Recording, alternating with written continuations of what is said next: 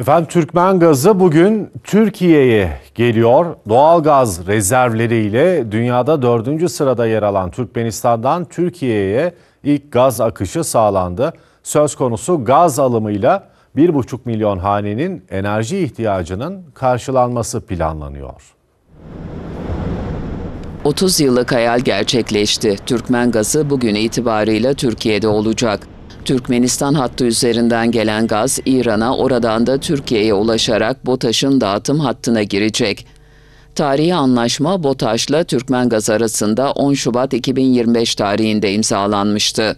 10 Şubat'ta imzalanan bu anlaşmayla 30 yıllık bir hayalimiz gerçekleşmiş oluyor. Türkmen gazının Türkiye'ye akmasıyla birlikte ortaya konulan yıllık 5 milyar dolar ticaret hacmine ulaşma hedefimizi de kolaylıkla sağlayabileceğiz. Dövletabat, Sara, Hangeran doğalgaz boru hattıyla İran'a geçen gaz Gürbulak sınır kapısında Türkiye'ye aktarılacak.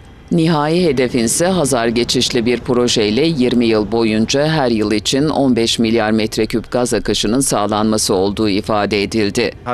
Türkmen gazının Hazar Denizi üzerinden, Azerbaycan, Türkiye üzerinden Avrupa pazarına ulaştırılması gündemimizde. Türkmen gazının gelecekte Türkiye üzerinden Avrupa'ya ulaştırılması dünya enerji güvenliğine de önemli katkı sağlayacaktır.